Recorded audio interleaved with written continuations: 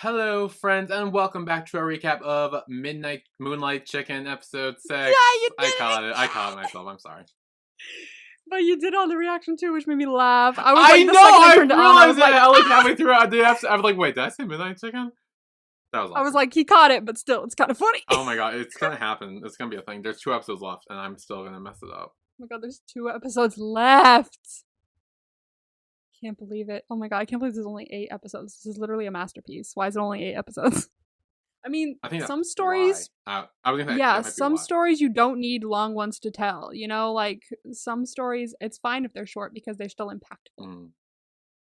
So, I'm loving the show so far. Yeah. That is my synopsis here. No, me too. Yeah, be honest, I'm trying to remember what happened this episode. I only remember the ending. I did notes right before this, so I remember. Oh, good. I only remember the last 5 minutes. Yeah, the ending is very, very. Oh, of course. Oh wait, no, I remember everything too now. Okay, great. Oh yeah, hello. Do you remember the big shit that happened in the middle of the fucking episode? Like, holy my god. The New Year's thing? No, the beginning of the beginning-ish in part 1. A very big bomb was dropped. Oh right, wait. Hello? Are we talking about the same thing? I feel like you should know what I'm talking about. It's such a giant. It's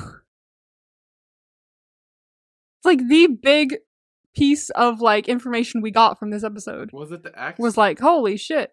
Yes. What big piece? Like, I mean, a lot happened with that, but like, I mean, we got more backstory. I was right, he died.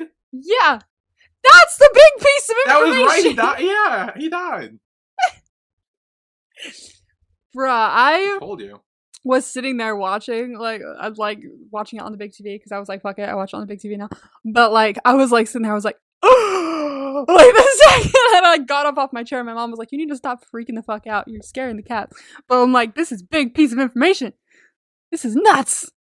Oh my god. Like, wow. I was like, fuck, Billy was right again. But like, it was more so that we were like, what have we done? Haha. I mean, hey, well, because it made sense. Like, I feel like. I mean, I was also wrong that he did actually cheat in a way, which I feel like we'll discuss that more when we get to that scene, because it's kind of like... Yeah, I'd love to discuss that. It's very interesting.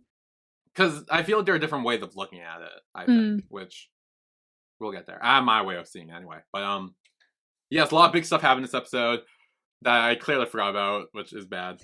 But yes, you did.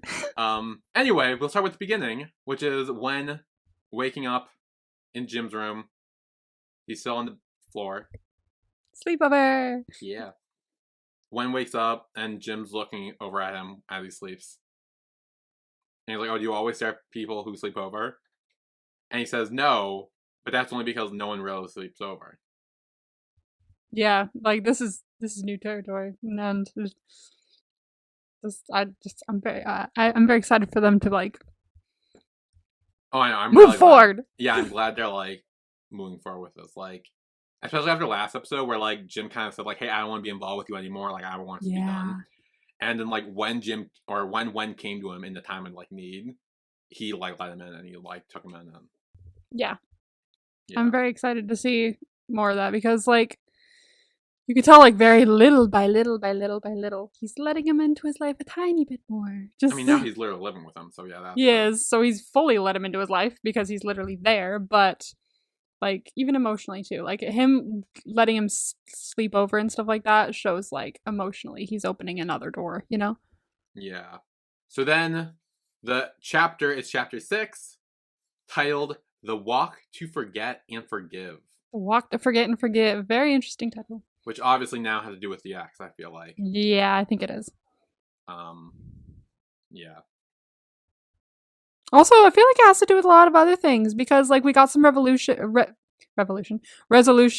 at least a little bit with Hart's mom as well, and Li Ming had a talk and stuff like that. So they're starting to like discuss. They had a little discussion, and she's, you know, we'll find more out about that. Yeah, no, that's true.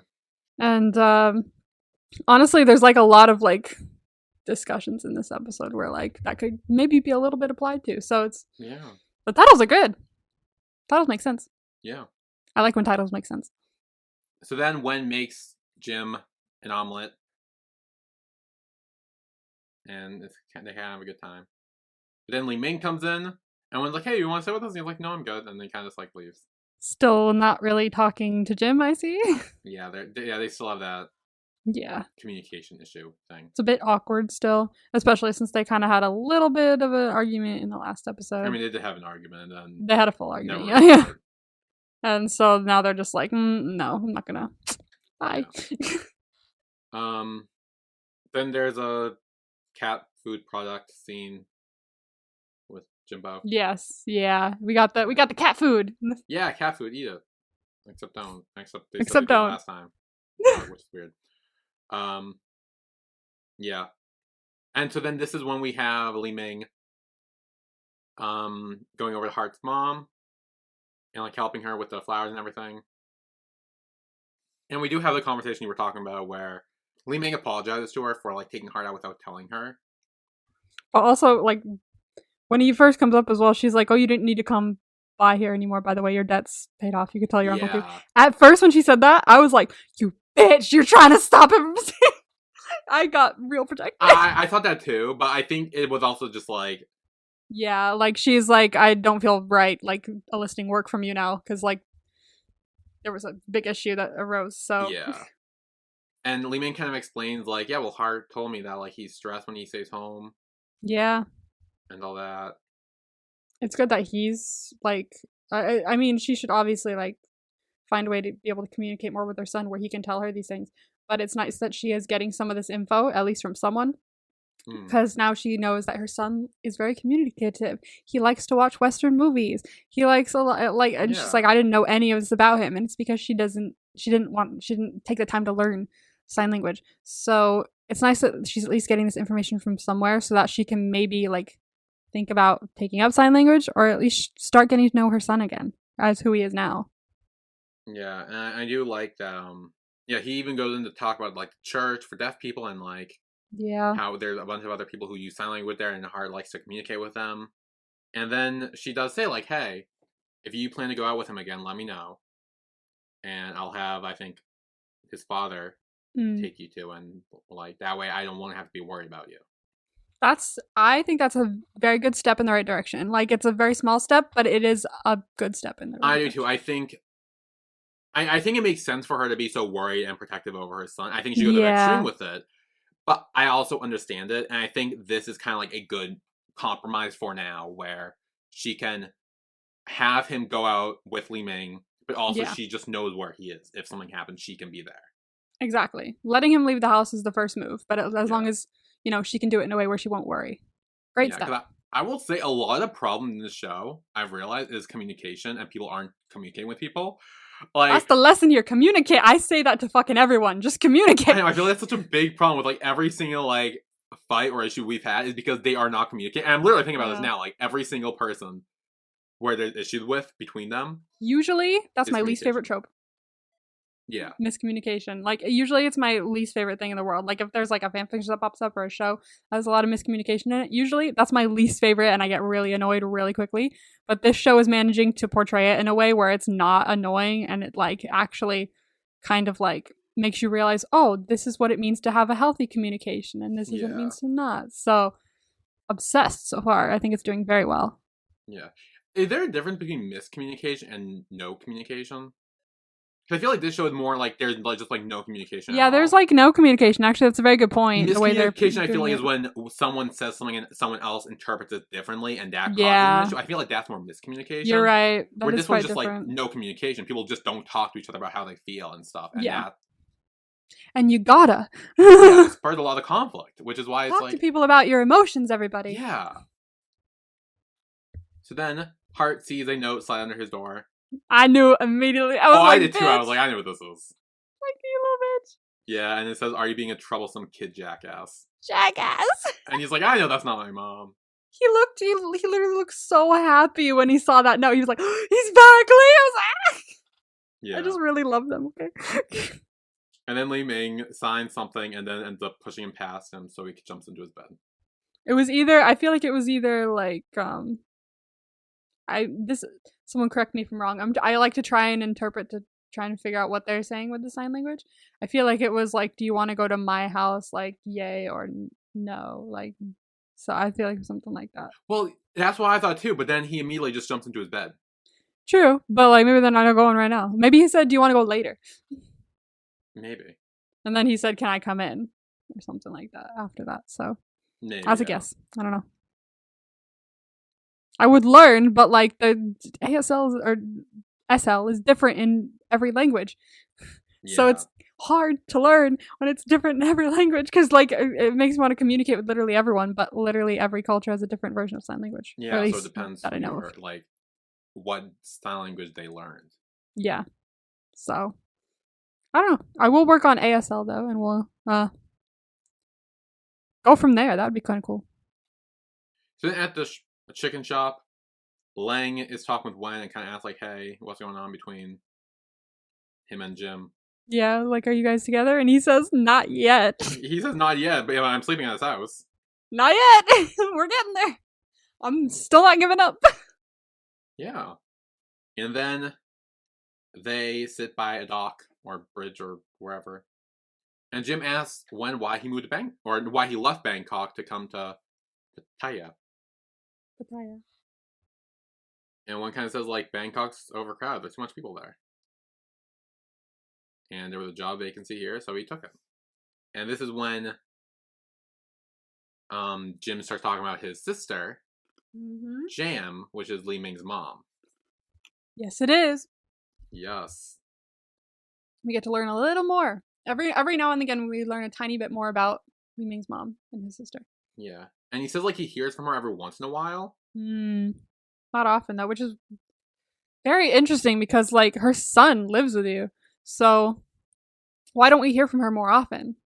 I'm wondering if it has, like, if maybe she's, like, not, this is like a, this is gonna sound weird, but like a suitable parent. Yeah, maybe like she doesn't really do like parent things, and so because she wasn't much of a parent, she handed her kid off to Jim or something like that, or Jim took him off her hands, or it's maybe like you know, like how you see in some shows where parents like always out, always gambling, always doing I was something. Gonna say maybe she's like a gambler or an alcoholic or like drug, like maybe she had like some sort of like something like that where like maybe. Although he still talks to her like every once in a while to the point where it's like, hey, what's up? Like they'll text each other that. So like it doesn't feel like a extremely strained relationship aside from the you can never be in love thing. Yeah, maybe it's like he knows that she's trying, or maybe hopefully trying to get help and like trying to get better. We don't even know what the fuck's going on. I don't know. This is all speculation. We don't know shit all about speculation. her except her name's Zero Jam, clue. which is just learned this episode. And then Wen says like he's able to live anywhere, but he wants to have a permanent home because it can be lonely, and rests his head on his shoulders. The tension in this part. Oh my god. Oh my god. The tension. I was dying. Yeah. And then Wen tell the story about how his pa once told him that love is like a home, and if it's not the right home, like you need to find the right one. But if you find the right one, you can essentially live like anywhere.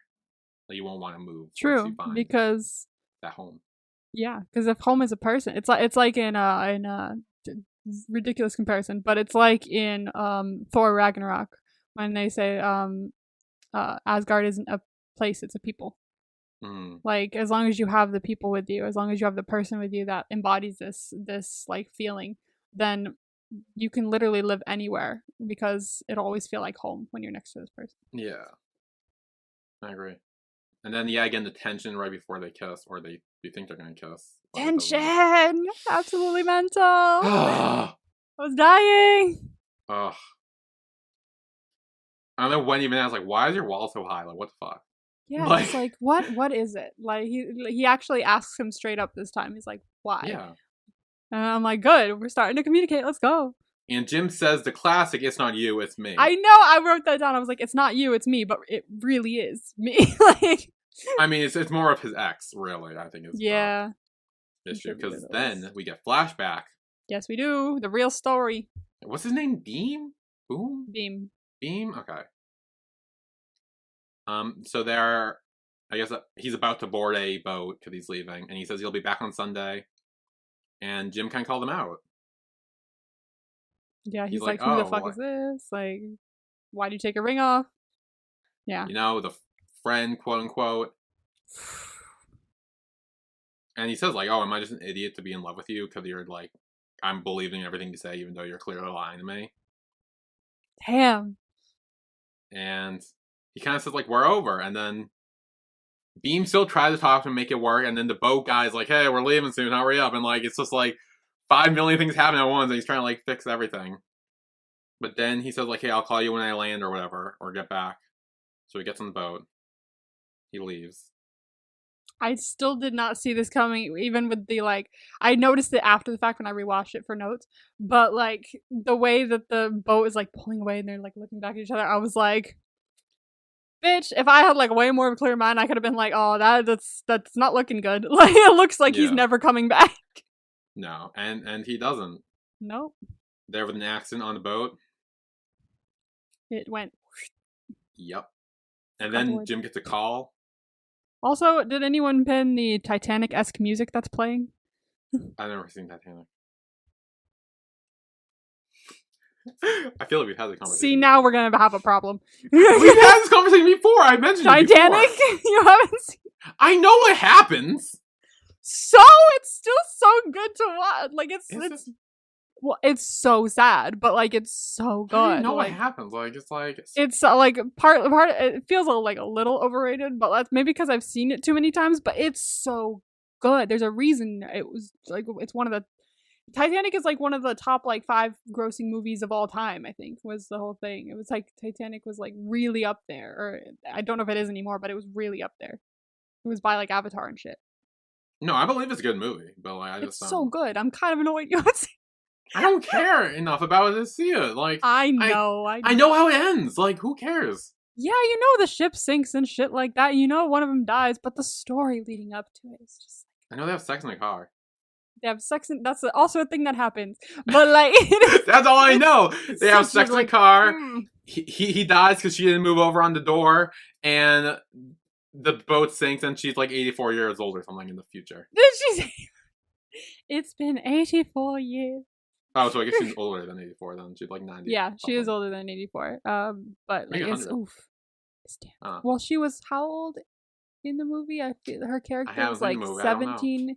18 or something like that, and then this movie was made in the 90s, 97 I think. So if we do the math, she is about I would say 90 or so. So just do 84 plus 18. It's been 84 years, and if she was 18, I feel like she was like 17. She might have been 17. What? I don't don't know. Thing. Like 17, 18. She's probably over 100 when she's an older woman. She's not. I don't think she's over 100. She must be. Oh wait, you know what? I think they say it. I think when she's getting out of the helicopter, like when like she first lands on the boat where they're all talking about this shit. I'm bringing my calculator for this. Okay, so 84 years, right? How old do you think she was? 17 or 18? 17. She'd be 101. Yeah, but she's fucking not though. Well, then someone fucked up on the math parts of that, and that's one of the top grossing movies in the world got wrong. How old was Rose in Titanic? She was 17. Okay. So yeah, she's 101 in the old woman form. How old was old Rose? It's gonna say 101. Yeah. Yeah, I told you! Yeah, I haven't even seen the movie and I know this. Damn. Yeah, okay, she was 101. Oh wow, the actress that played her died at 100. Wow. Oh, imagine she died at 101. But it's so good. It's so good. I fucking love Titanic. But yeah, the music is very like you can tell it's Titanic, you know, like if you heard like if you saw Titanic and then like heard like a song elsewhere that was from Titanic, you'd be like, that's from Titanic. Like it's very recognizable. Yeah. So like it's very unique, very recognizable. And so I was watching this scene and that music, I was like, the fuck? Are you playing Titanic music after someone died on a boat? I mean, it's fitting. It's very fitting, but it also feels a little fucked up. I mean, they were like, you know what? We have music already. We got it. We're set. Oh God. Yeah. No, it's pretty funny. No, but this part was sad where Jim gets to the colony and needs to go down to identify the body. Yeah. That was sad. But the flashbacks that start playing after he like sees that he's dead and everything like that made me want to fucking cry. Like I know they weren't like we didn't see much of them together because like they weren't together anymore. But the little flashbacks of him like smiling and them being happy, I was like, fuck, I feel like I've lost a relationship and I didn't really have it in the first place. Yeah, it was sad to see because like, I mean, here's the thing: we knew they ended badly regardless. So like, I think that pretty bad. Yeah. Pretty bad. Yeah. You know, and that's why he can't move on. He never got a full answer as to what happened, and he can never get an answer from him directly because he's dead.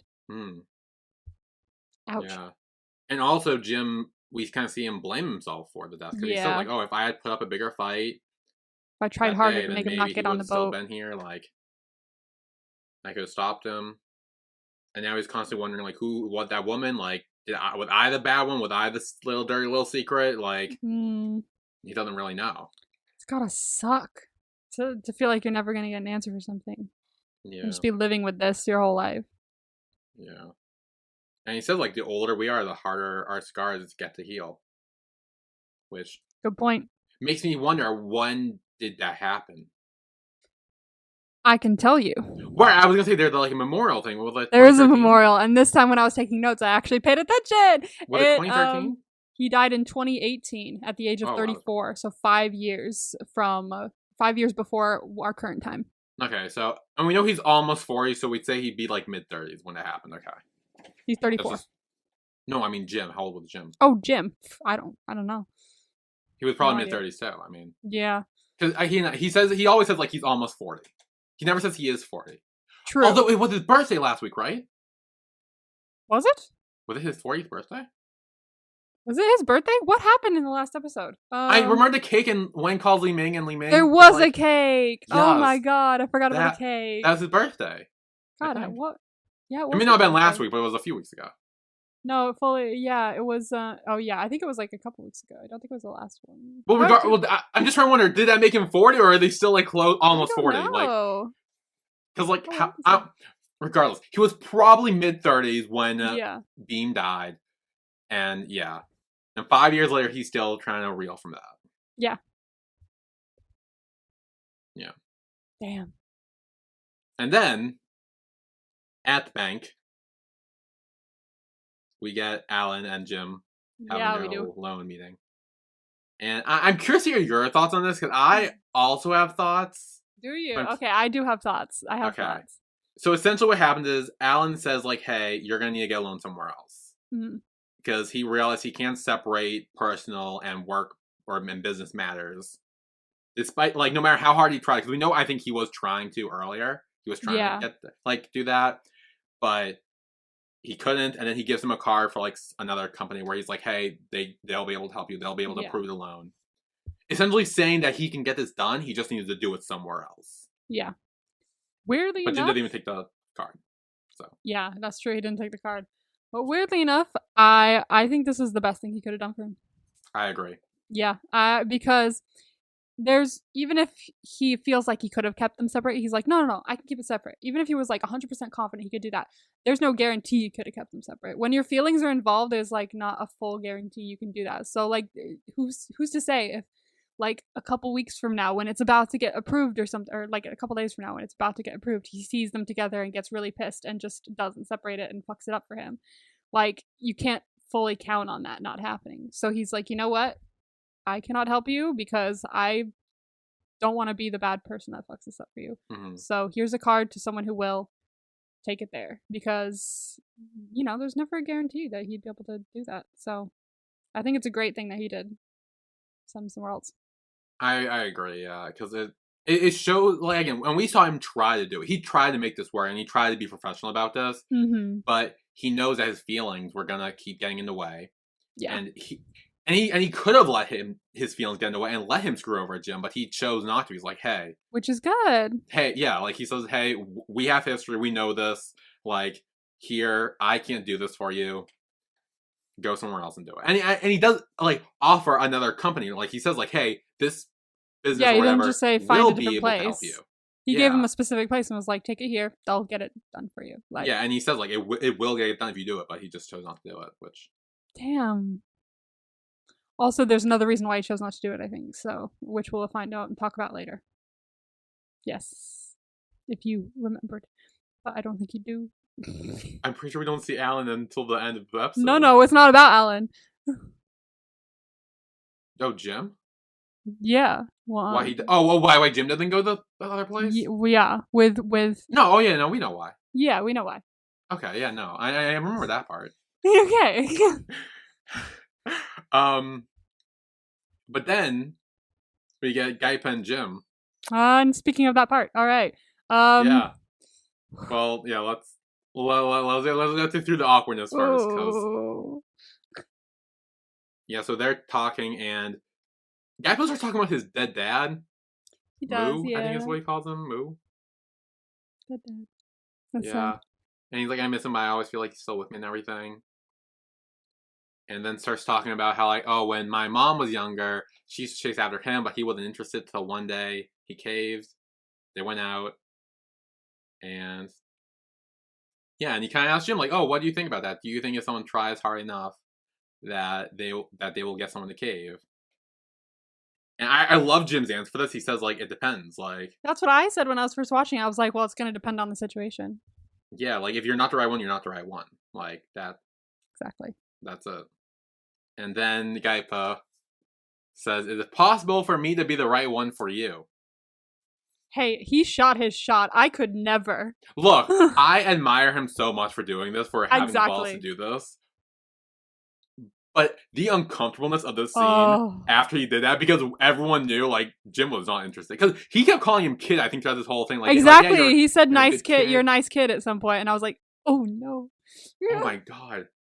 And then, like, and Gaipai was so hopeful. And even when Jim sighs, he's like, like, afterward. And Gaipai still, like, is very hopeful. He's like, yeah, maybe.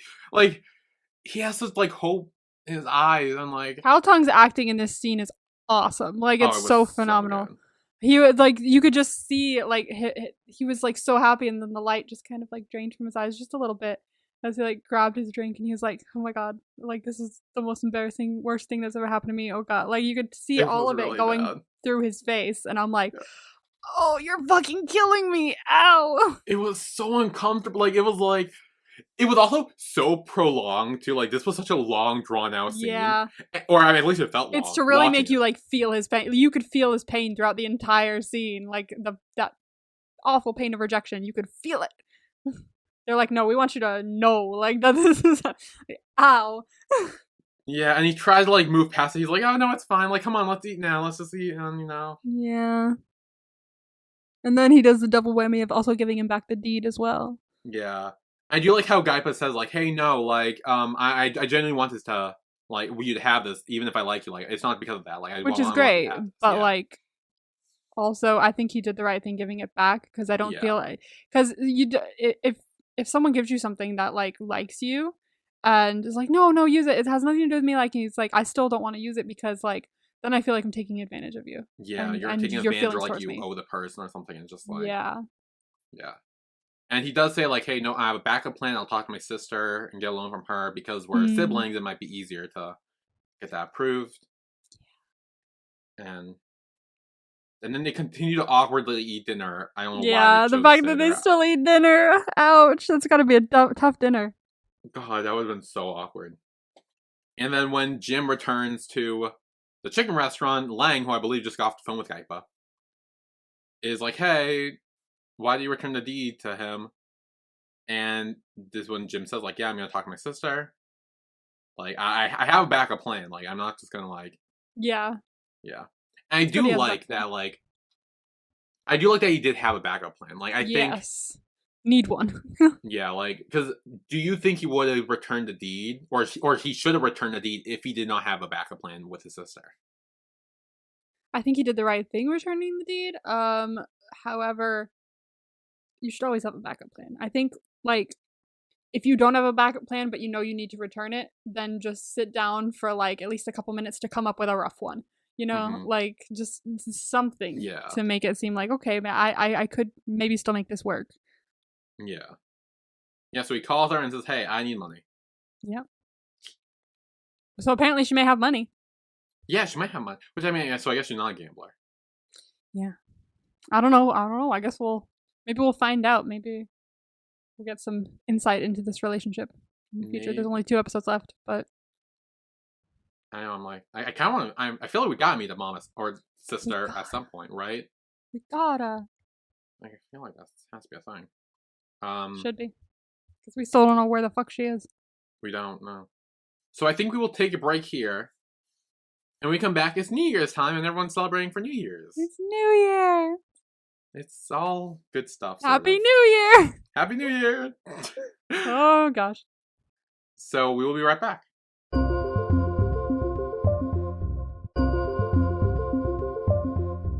And we are back with a recap of Moonlight Chicken, episode 6. Woo! So,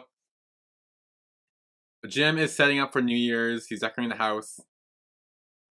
Wen helps him. And also tries to make a move Decking the halls. Yeah, decking the halls. Yeah, he knows. He also makes a move on him. He is. Grabs his waist. Smooth. I mean, he's trying. Like, he's not giving up.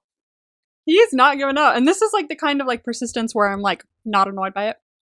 Like, you can tell it's welcomed by both parties, but he's just like so reluctant to give in because of what he's experienced in the past. Yeah. And yeah, so then afterwards, they sit on the couch, and Wen asks if he can lay on his lap. So he lays on his lap. Dude, okay. Did you notice the like, yes, yeah. like the subtle pullback of his hand when he's like, no, I can't. But then he does. I can't do that. But then slowly he gives in, and he's like, okay, you know what? No, it's okay. We can do this. It's like exposure therapy. Just get used to being in a relationship again. Yeah. I love it. I love that you noticed just that tiny little like, action of him putting his hand there and being like, okay, I can do this. Like, you can see that he's mentally, like, you know, getting okay with it again. Yeah. So then Wen wakes up and he's like, hey, Jim, where are you going? And he's like, I gotta go out. And Wen's like, okay, I'll come with you. Give me a minute. And wait for me. They go. It seems like they make married and stuff. And then... Dude, the motorbike, you know what this gave me flashbacks to? Tale of a Thousand Stars. Because they would ride the bike all the time. I forgot about that. Wait, I thought they rode the like Jeep thing. Didn't they have a Jeep? They did have a Jeep. However, when the chief would go like down into the city or something, he's like, you want to come or something? He's like, oh, I need to go too. He's like, oh, you can come with me. And then he had a bike that he would use. And there was like one very specific scene where they were like riding the bike to the like main city and everything like that. And it was very like, every time I watch it, I'm just like, oh, it's the bike, you know, like it's like, I think it's in my like photo book for the show as well, or like one of the posters. But yeah, I know I was watching this and I was like, whoa, I'm getting like major flashback feels to Tale of a Thousand Stars, which not unwelcome. I love Tale of a Thousand Stars. Oh yeah, it's great. So then they go to the, I guess, memorial for Beam. And he like kind of cleans it up, put little flowers draped around. Wen's like, oh wow, he was like young, because he like and sees his age and everything. He's like, wow, he was young. And then Jim says, death comes easy to some people, sometimes. Yeah, he said death comes too easy sometimes. Yeah. And Wen replies with, living in fact is more difficult. I love that line. That whole that one line right there is just like, damn. It reminds me, I know you haven't seen it, reminded me of a scene from The Walking Dead where like, I won't give you real context, it's not really important. It's just like someone's like yelling at someone and she's like, oh, like dying's not something to be scared of. You die, you're dead. That's it. You just stop living. Living and surviving is the hard part, or something like that. It's so hard, and yeah. It's like so good too, because it's like, damn. Yeah. No, yeah. When he said that line, I was like so focused. I was like, wow, that's so true. Like, what a good line. It's so good. And then Wen is kind of like, again, knows kind of Jim needs closure, so he asks like, hey, have you ever met the woman? And he's like, how would I meet her? And she's like, do you still have his Facebook? And he's like, find her through search. Yeah. Google it. You can kind of tell. You can tell that Wen isn't helping him get answers so that he could like eventually be with him. But because he can tell it's like actually hurting him. Like there's like a very slight difference, but you can tell he's not just be like, oh no, I'll help you find him and like we can, be a couple or you can get closer or whatever. But yeah, he can tell it's like actually like hurting him and he cares about him. Yeah. So he's gonna help him get closer because of that. And I love that. No, I agree. Distinct difference. Yeah, you can really see that in Wen's character, I think. Mm-hmm. So she runs a shop or restaurant thing at the beach, or she's just at the place or whatever. And Jim decides to go in on his own. Wen offers to go in with him, but he's like, no, I'll do it by myself. Yeah, he needs to do this alone. Yeah. And so he sits down with her. This whole conversation that they have. Oh, I know. Very deep. It's very so interesting. I noticed that it was like, I'm sitting down, I was like, I'm trying to get the like feel of this conversation. It was a very human conversation. Like there was no yelling. There was no, oh, he cheated on you with me. There was no like, oh, I'm so upset. Like it was just one very stable emotional conversation of like, wow, like this is something that happened to us both. And kind of interesting, isn't it? Like, yeah. What's your feeling on that? Like it was a very human conversation where people would just talk to each other and gauge how the other was feeling. Yeah, and I do think it being like 5 years since he had died probably helps a bit. Probably helped. Where like if this was like right afterwards and they were meeting each other, like it probably would have been like a lot different. It probably would have been different. Yeah, but no, I agree. I think this is a very mature and human conversation that they have. Absolutely. And he asked like, "Hey, did you know about me?" And she's like, "Yeah, I did." Yeah, so she knew about him already. She knew. Yeah, and she explains how she met Beam, where their dads were friends, and they went to college together, and they met, and they kind of got together from there. And so then Jim kind of feels bad. He's like, oh, well, then I came later. So he kind of feels like he was, like, the bad part. Yeah, the side piece. Yeah, he was the side hoe or whatever. So it's like, well, yeah. And then she's like, no, that doesn't really matter. I mean, in the end, we both end up dating him. Like, yeah, we fell in love with this selfish man, is what she says later on. Yeah, it doesn't matter who came first, who came second. It just matters that they both end up falling for him. Exactly. We were both in the boat, so we were both in the same boat of this guy is dating both of us and didn't want either of us to know, kind of thing. Yeah. Solidarity. Well, although she did find out, and I think she said like she tried to like force him to break up with Jim, like end things with him. Yeah, that's not good. But I mean, like. Well, someone you're married to or dating. I will say, I think you should give them an ultimatum. Say, hey, this be like, person hey, or me. what the fuck? That's something you should do. You shouldn't be like, okay, well, dump that person and date me instead. That seems a bit. Yes. But yeah, what I would do is I've seen this in TV shows before. I would definitely be one to be like, I'd be upset, obviously, but I'd be like, look, I don't know what the problem is. I don't know if you're more into them or more into me or what, but you need to decide what makes you happiest and then go forth from there. Like if I didn't end up breaking up with the person, like it depends on where we are in the relationship, but you have to be like, you have to decide what you want to do. And then you have to make that decision because I can't make it for you. And I obviously don't want to be dating you when you're dating someone else. So you got to figure out what you're going to do. Yeah. And then she says like, if you like, what would you do like if you were me, like, and found out that someone you were dating someone else, like if he knew before, like, he secretly found out, like what would he do in her situation, really? No, yeah, it's very interesting. I like the whole like solidarity thing they have going on. Like, yeah, we both dated this guy, we're both kind of like it happened to both of us kind of thing. And I feel like that's why whenever I see like things on TV and stuff where like one person finds out that their person is dating someone else, they go after the someone else sometimes. Yeah. Well, they'll be like, you're sleeping with my husband or something like that. And I'm always like, why? Like if I found out like my other half was sleeping with someone else, I would go to the person and just be like, just to let you know, he's cheating on you as well. So, God, we both love a horrible person, don't we? like it's more of a solidarity thing, recording. Like they don't, the other the other person probably, like, in certain cases, probably also doesn't know. So why would they be at fault? So I think while I agree with you, I think it's kind of weird to go out after the other person. I think in those situations, for the person who's getting cheated on, or the first person I guess who's getting cheated on, it's easier because they probably still love the person who's cheating on them. It's easier to attack the random person you don't even know than someone who you love and possibly dedicate your life to for so long. And yeah, you can fix your cat or do whatever it was. Yeah. I swear to God.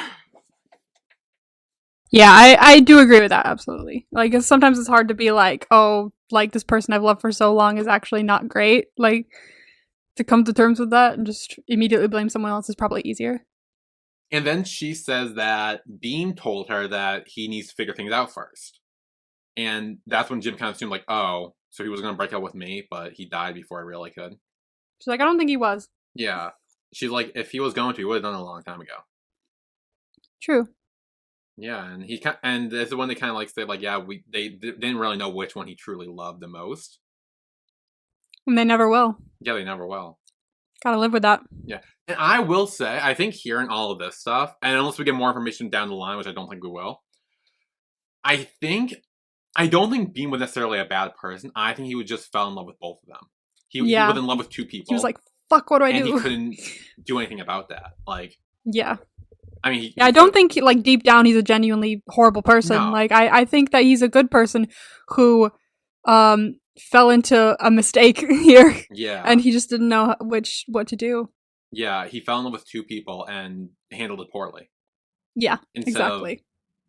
Again, communicating it with them maybe would have helped all three Maybe if we communicated. But then Wen and Jim wouldn't be together probably, so hopefully I'm glad that didn't happen. True. But also another thing, I saw people, like, we'll talk about it more in the next scene, which, well, it's not a huge one, but, like, we do see, like, we've been seeing it throughout the show too, Jim starting to be okay again with being in a relationship with someone after what happened. But I've seen, like, I've watched some reactors and, like, every once in a while I'll see someone go, oh, it's all right. He has one talk with her, and now he's fine. Like, all right, like he talks to the lady like once, and I guess now he can hold his hand. Like, this is all it took, really. I'm like, yeah, that's exactly how healing your trauma works. Like, the reason he struggled so much to move on was because he never really had the answers he was looking for, and living in that unknown state was stopping him from moving on and being happy. Because he was still stuck in the 5 years ago when he died.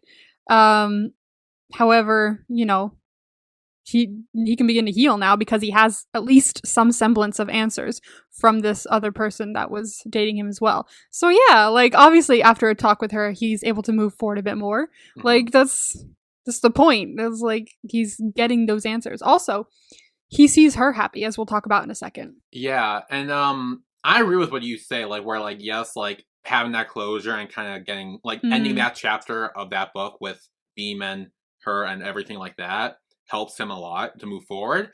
But we even see, like, he doesn't move forward right away. Like, it's not like he's, like, dating Wen now. Yeah, like, it's not like he jumped right into it. It's just, like, he can start to open up a bit more. And, like, holding his hand and, like, you know, playing on the beach in that next scene, like, yeah, that's really, like, sweet. And, like, but again, it's not that they're together. It's not that they're, like, making out and having sex on the beach or anything. Like, they're just, like, it's another step to where you can, like, move a bit closer.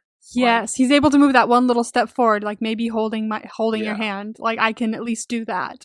And it can help him at least move forward a little more than what he had been doing before. Mentally, he's probably got a lot more confident in being with someone else. He just has to be at that point in their relationship where he can be like, okay, I can do this now. Yeah. And he's not yet, which is okay. But he holding a hand, that's a great big step. And moving forward at least a little bit to having the kind of like a talk with Win, wonderful first step. And if he sees someone else who was in the same exact situation as him, because they were dating the same guy, move on, have a kid, have a husband as well, he's like, oh, so you can move on and be happy after something like this happens. Yeah, I think seeing her move on and be happy and have that whole happy life, and while, like, it kind of shows, like, the two different sides of, like, I guess, losing someone, where, like, one person deals with the grief so much and, like, kind of lets them, like, suffocate them and, like, just constantly think about it and can't move on from that. Where the other person is like, yeah, no, Totally I'm fine now. Like, I mean, not obviously she's not really like 100% fine. Like it's not like she didn't care about him, I don't think, but like I think she was just able to move on fast and be like, hey, I can't let his death hold me back. I need to go out. Exactly. Yeah, and all that stuff. I think that him seeing that from her made it easier for him to start to move on. Again, like move on with exactly. Like you have to forgive if the person, especially if the person who you were mad at died, because like if you don't, literally the only person who's getting hurt by this is you, because they're dead, they're gone. Like you're not hurting them by not forgiving them, you're not sticking to your guns, you're just causing yourself more pain by not forgiving them. You can still be hurt by it and still learn to let go and move on with your life, you know? Yeah. So yeah, we mentioned she does have a kid now. Yeah. And she said that's not Beam's kid. It's not his kid. It's her new husband's or whatever.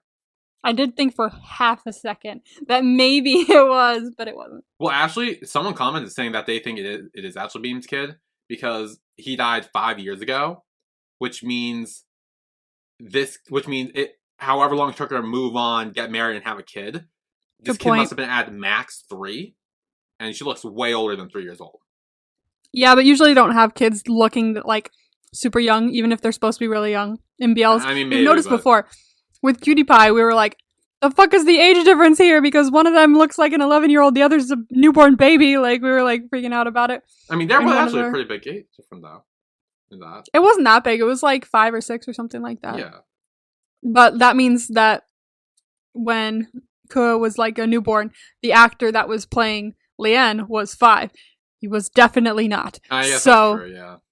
It happens a lot in the BLs, I think I've seen. It was probably just they can't get like 2 young actors really, like who are too young. Yeah. So that makes sense. Yeah, and then that night when and Jim sit on the beach and they kind of talk about like, hey, how was everything with the conversation? So they start reminiscing and one kind of says like, wow, who knows what would have happened if I didn't get drunk and like pass out on the table in your chicken shop. And then he goes on and says, well, you probably wouldn't have like a multifunctional like employee who's like should get the best employee award. Best employee. Yeah, didn't he say like you're the best employee and then it's Lem and then it's Li Ming? Yeah, he says like Li Ming's third, Lang's second, he's first. And then he says like that's because that's all he has. He only has like 3 of them. He's like, am I your family now? I'm like, ah! And then he does get up. Again, the whole holding hand thing. He says he doesn't want to go through the fireworks. The feeling the whole scene was very cathartic. Like it felt like he like let off this big weight on his shoulders. You could tell like his demeanor changed just a little bit because like it's this whole weight that he'd been carrying this whole time is just like you can breathe now. Yeah. So they run around in the water, play a bit, and then just cute shit. Be cute. Yeah. So then at the house, Li Ming enters with Heart. My favorites. Yeah, and Li Ming texts Heart saying like, see, I told you, like, if you just asked your mom nicely, like, she would let you come here. Heart responds with like saying, yeah, well, you're smart, you can persuade her, that's why. And then he picks up Jimbo. He meets Jimbo. He does. Yeah. And Li Ming texts Heart saying, yeah, Jimbo, that's his name, Jimbo. And then Heart says Jimbo. Yay! With his mouth words. Yes, that's what mouth hole. Yes, that's how he says it.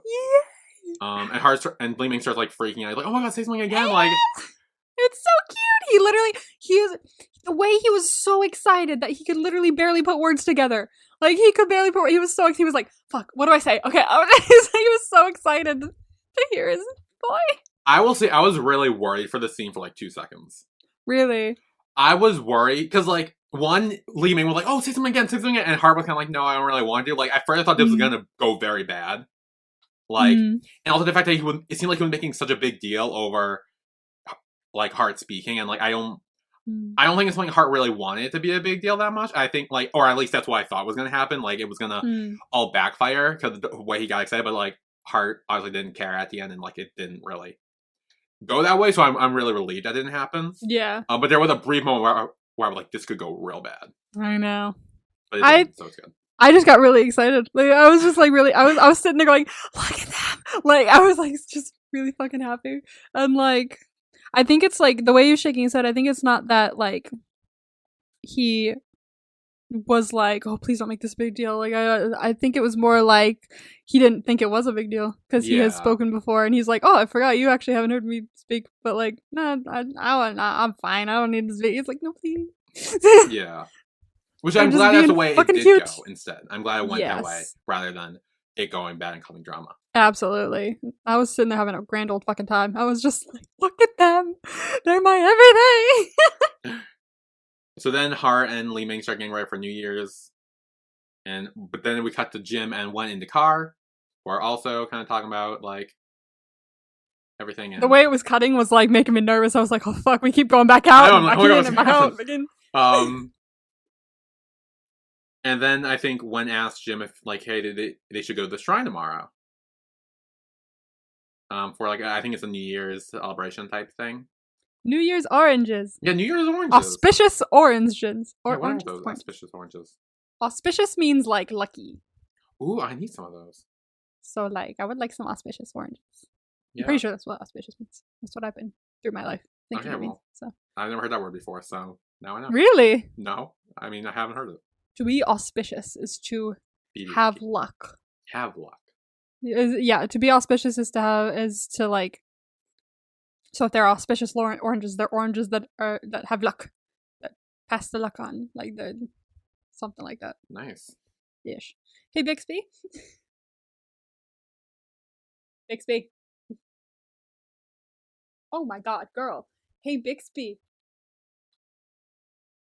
What does auspicious mean? Conducted to success favorable. Yeah. For being a sign of a future success. Yeah. Yeah, so essentially, yeah. Kind of lucky. Like, lucky in terms of success. Yeah, nice. And then Wen asked Jim, like, hey, we should invite Li Ming. You should ask him to come. And then Jim's like, you should probably ask him. He won't come if I ask him. He doesn't want to hear from me. Yeah. And then back in the house with Li Ming and Hart, the countdown starts. Oh, and can I just say, Auld Lang Syne starts playing right here. Auld Lang Syne, the New Year's song. Oh, the New Year's song. Auld Lang Syne. I don't For old acquaintance be forgot. That one. Oh, yeah. Every single fucking New Year they play that song because it's a New Year's tradition. But I've heard this now in 2 different BLs. This one actually has to do with fucking New Year's, but the other one was not me. When it was in the finale when Dan and Yok got back together, like in front of the painting, they were hugging. Auld Lang Syne started playing, and I was like, oh! I don't know why it's here, but I'm very welcome surprise. But anytime this song starts playing, like in any like cover, like it's usually a cover that they start playing, but like I always like cry. Like I don't know what it is about Auld Lang Syne. Maybe it's just the fact that every time I hear it on New Year's, it means the beginning of something new. But anytime I hear it in anything, I'm just like, I'm gonna start crying. Not Auld Lang Syne. Why did you do that to me? Yeah, so Li Ming and Hart are like celebrating. They do little popper things. And then we cut back to Jim and Wen's like, hey, can I grab your phone charger real quick from the car? So he does that. Then back in the house with Hart and Li Ming. I'm trying to tell who is it Hart that grabs Li Ming's hand first, or the other way around? I think it might have been Hart. I don't know. I think it's Hart because looking at it from the way they were sitting before, it would be on Hart's side that reaches for the hand. Okay. So I think Hart grabs Li Ming's hand, and then they kiss. Yeah, they do. Jim sees it though. I will say. He does. He does see it. It's great that another gay saw it. You know. Yeah, I will say he does look a bit like worried or something. Like he does. I talked about this in my reaction. I think one, it could be the fact that him having his whole path thing with Beam and like the heartbreak and everything, he's worried that Li Ming's going to go through that.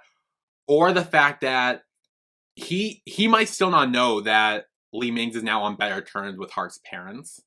That could be a thing and as so well. He could think that if his parents find out, he'll get mad and then like they'll cause all this drama. So I'm going to say that's the reason why. Like I can't think of another reason why that would be like really an issue.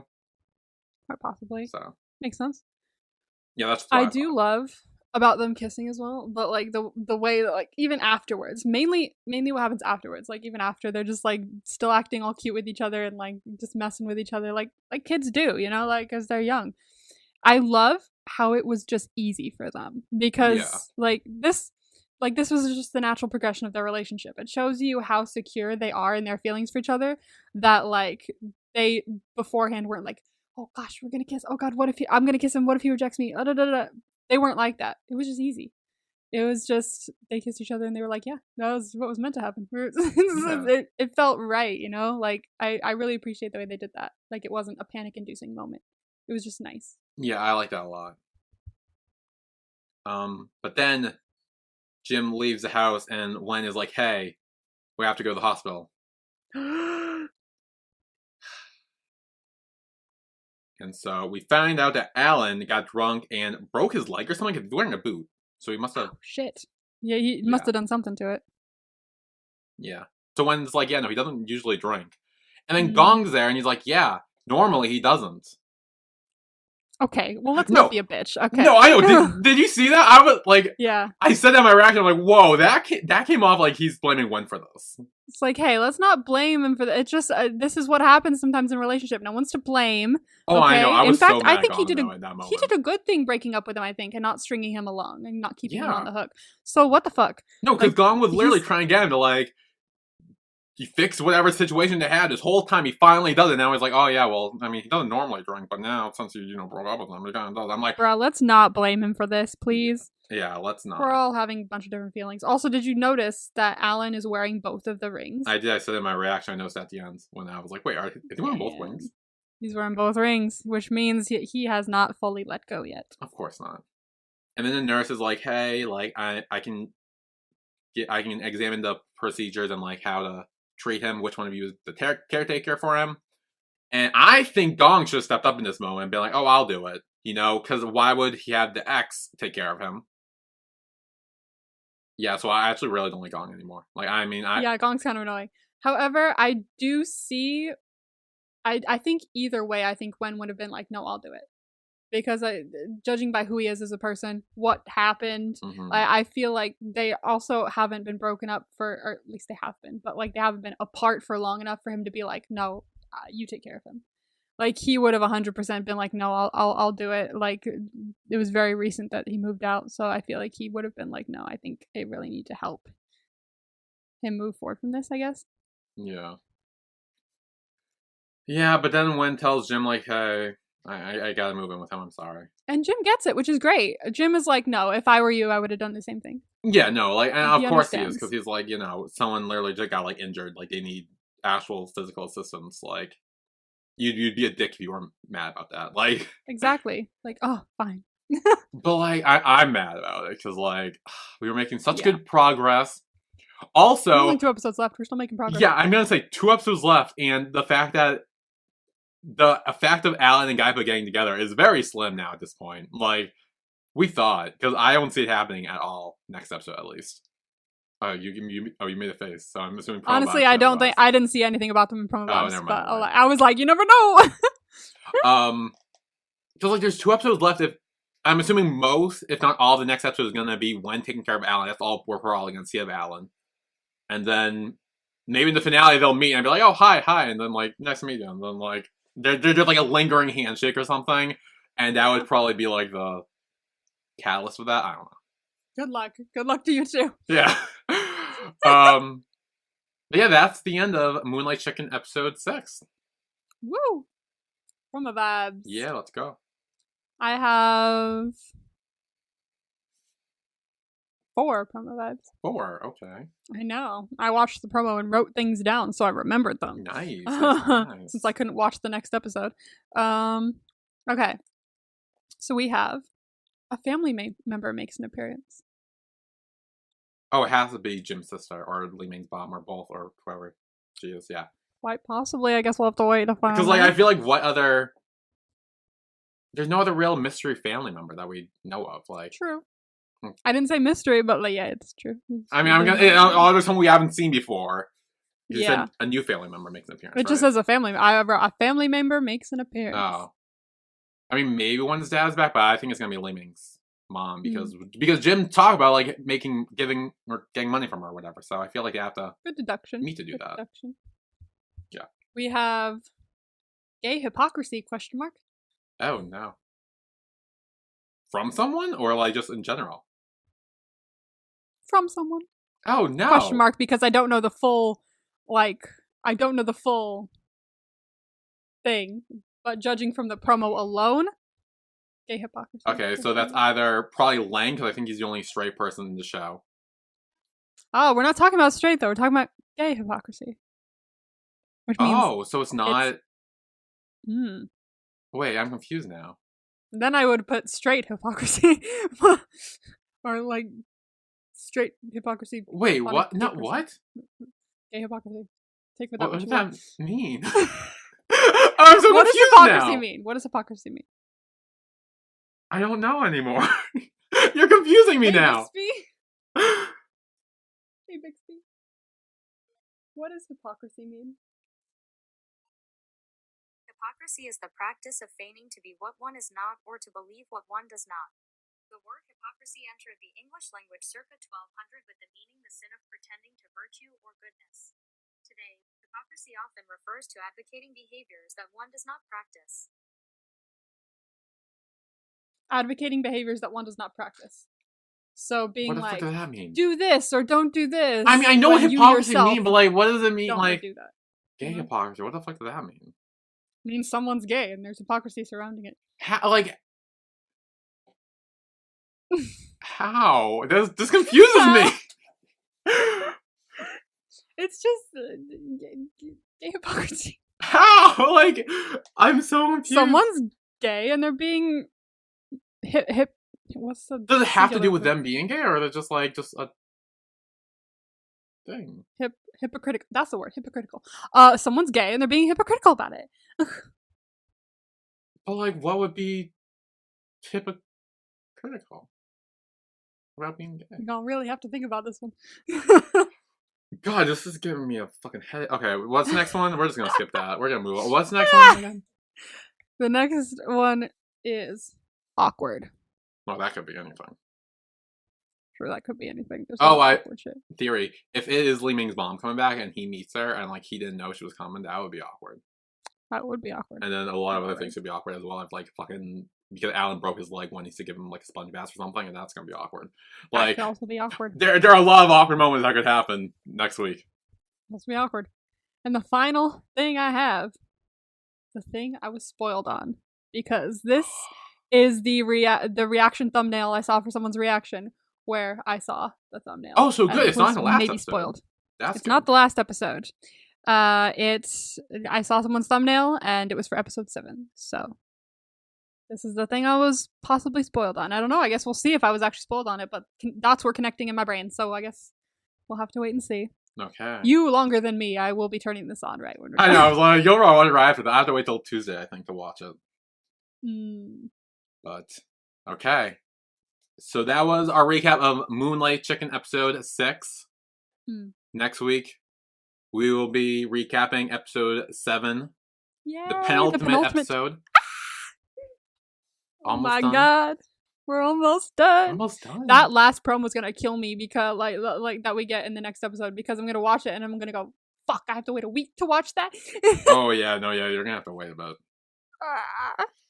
But yeah, we will see you all next week. See you then. Bye. Bye.